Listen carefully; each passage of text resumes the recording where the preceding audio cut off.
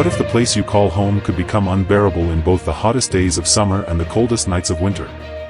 For millions of people across Britain, that isn't a hypothetical anymore. New research says 1 in 6 Britons took drastic steps to escape the heat this summer, while a major consumer charity is warning that poorly designed homes are creating a year-round crisis. Citizens Advice says nearly half of people surveyed feel they have very little or no control over the temperature inside their homes during heat waves.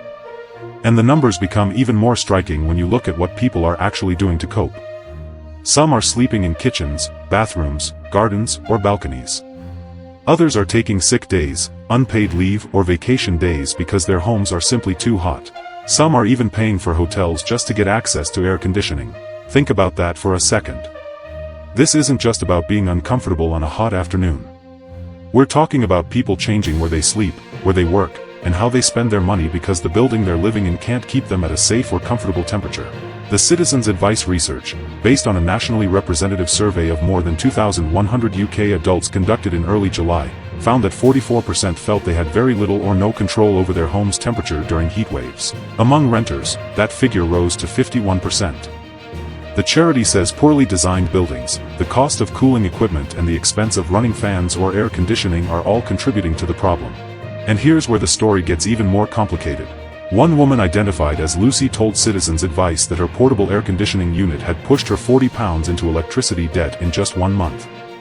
Her housing association eventually agreed to install air conditioning after an investigation found extremely high temperatures in her flat, but she remains worried about the cost of actually running it. That example gets to the heart of the problem. What good is installing cooling equipment if the people who need it most can't afford to switch it on? And what happens when a home is designed in a way that traps heat in the first place? Citizens Advice says this is exactly why the government's Warm Homes Plan needs to go further. The organization is calling for support that addresses both sides of the problem, keeping homes warm and affordable during winter while also helping people stay safely cool during summer. The government already has a major plan on the table. Its Warm Homes Plan, launched in January, represents a £15 billion investment in upgrading British homes, with the goal of improving as many as 5 million properties by 2030. The plan includes grants and financing for measures such as insulation, heat pumps, solar panels and batteries, while also introducing new energy efficiency standards for rented properties. The government says these upgrades are designed to cut energy bills, reduce fuel poverty and make homes more comfortable. But Citizens Advice argues that summer overheating needs to be treated as part of that same equation, not as a separate problem that can be dealt with later.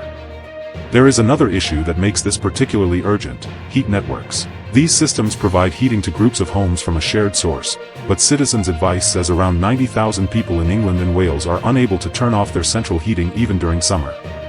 In older gas-powered networks, hot pipes can actually add to indoor temperatures, leaving residents with very limited control over the heat inside their own homes.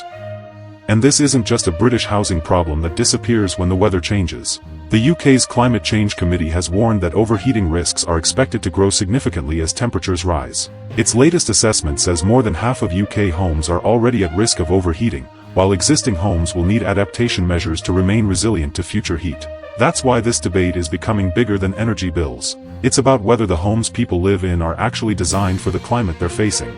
For decades, energy policy has understandably focused heavily on keeping homes warm, improving insulation and reducing heating costs. But the climate is changing, and a home that holds heat efficiently in winter can become dangerously difficult to cool during a summer heatwave if ventilation, shading and other protections aren't properly considered.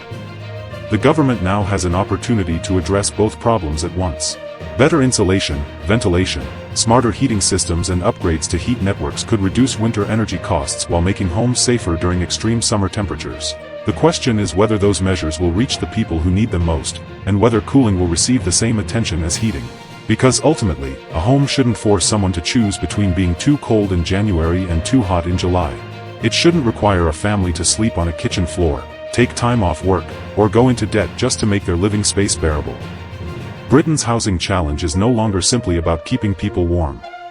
It's about building homes that can keep people safe and comfortable all year round. And as extreme temperatures become a bigger part of everyday life, that may be one of the most important tests facing the country's housing and energy policies. If you found this update helpful, don't forget to like the video, subscribe to Unix Media, and turn on notifications so you never miss the latest news. Thanks for watching.